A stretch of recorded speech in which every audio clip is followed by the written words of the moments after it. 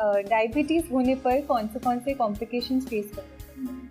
जैसे मैंने बताया ना कि ऐसे देखो तो स्लो प्रोसेस है। एक बार आपकी ब्लड शुगर बढ़ी तो धीरे धीरे तो सबसे जो पूरा काम करते हैं ना सभी ब्लड वेसल्स पर, ये सभी ब्लड वेसल्स जो एक्चुअली रबर जैसी होनी चाहिए लेकिन उसको डायबिटीज प्लास्टिक जैसी बना देते। फिर वहां से जो ब्लड फ्लो होना चाहिए वो ब्लड फ्लो ठीक से होता नहीं और ऐसे करके एक एक ऑर्गन्स पर इफेक्ट होती जाती है। मतलब साइलेंटली वो हार्ट के ऊपर इफेक्ट करेगा, आपको हार्ट अटैक होने की संभावना है वो बढ़ जाएगी। ऐसे ही जब ब्लड वेसल्स जो ब्रेन में जाती है वहाँ ठीक से खून नहीं पहुंचेगा तो अल्जाइमर आगे चल के हो जाएगा, स्ट्रोक की बीमारी हो जाएगी। आंखों इसलिए इम्पोर्टेंट है क्योंकि आंखों का जो पीछे का पर्दा है वो रेटिना, उसकी बालों जैसी सूक्ष्म नलिकाएं वो अगर फट जाए तो वहां से पूरा ब्लड फैलता है और वो रेटिना को बहुत बुरी तरह से डैमेज कर सकता है। ऐसे ही कि भाई किडनी में क्या, किडनी क्या है पता है? क्योंकि किडनी एक ऐसा ऑर्गन है कि जो है ना हमें सिम्टम्स नहीं देता है। मैं आम लोगों को ऐसे समझाता हूँ कि हमारे कुछ ऑर्गन्स है ना कुत्ते जैसे जो भौंकते, जैसे हमारा हार्ट कुत्ते जैसा है, तकलीफ जो ना तुरंत आवाज करेगा, दर्द होगा आपको तो आप जागृत होंगे। कुछ ऑर्गन है ना गाय जैसे, किडनी गाय जैसी है, वो आपको सिम्टम्स नहीं करती।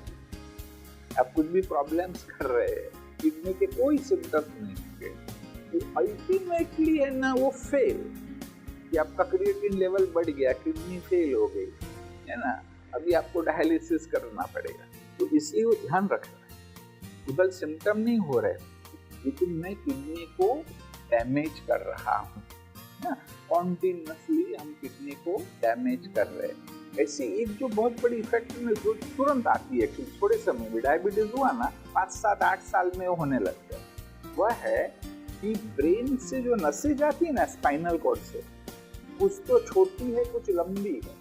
जो सबसे लंबी नसें अर्थात नर्व्स कहेंगे, जो नर्व्स पर इफेक्ट होता है। तो कॉमनेस्ट भी पैरों में टिंगलिंग होना, जैसे रूई पे चल रहे ऐसा लगना, या तो रात को फिर इतना जलना कि व्यक्ति को नींद नहीं आती है। फिर हाथों में भी होता है, इसको बोला है पेरिफेरल न्यूरोपैथी।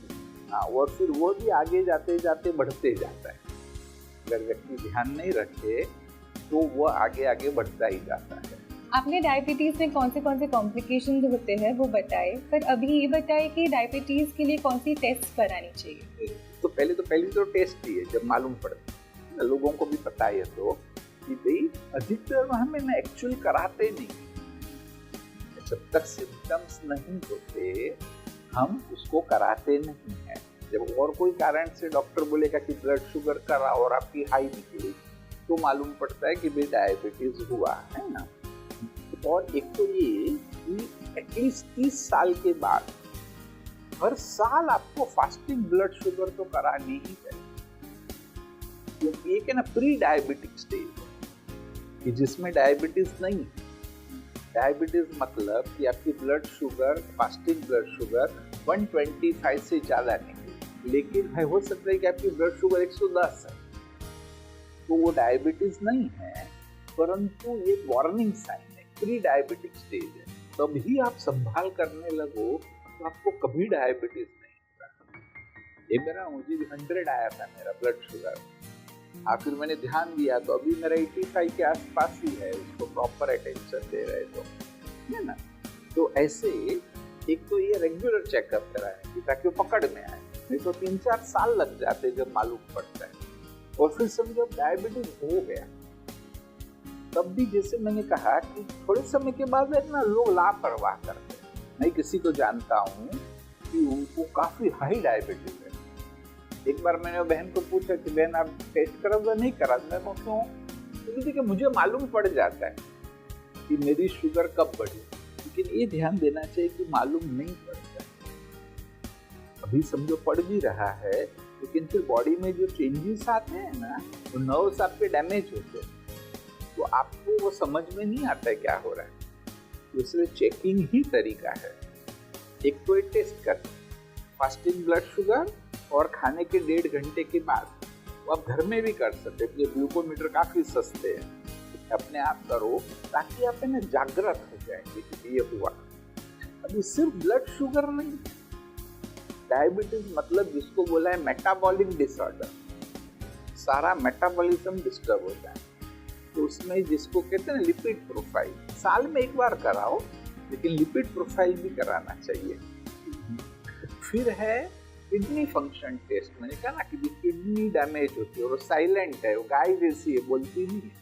तो एक टेस्ट है माइक्रोअल्बुमिन, सिंपल सी टेस्ट है, यूरिन की टेस्ट है। अगर यूरिन में वो माइक्रोअल्बुमिन भी आने लगा, उसका मतलब किडनी डैमेज होने लगी है ना। अभी वो पहला सिग्नल है, जागो है ना। तो अल्टीमेटली डायलिसिस पे आएंगे आप, तो कोई वो चेक करके फिर जागृत हो जाए तो ठीक से करेगा है ना। फिर उसको इम्पोर्टेंट टेस्ट है आंखों की टेस्ट है ना। साल में एक बार भी डॉक्टर वो रेटिना को चेक करेगा कि रेटिना में कहीं डैमेज तो नहीं हो रहा है। और एक है कि 3 महीने में आपका एवरेज कैसा था। ये डायबिटीज के पेशेंट भी ना चालाक होते। आपके घर में कोई हो, कुछ तो आप कहो कि चलो आप तो उल्टा पुल्टा खा रहे हो, अभी मैंगो की सीजन है, टेस्ट कर तो नहीं कराएंगे, लेकिन अभी नहीं, बाद में।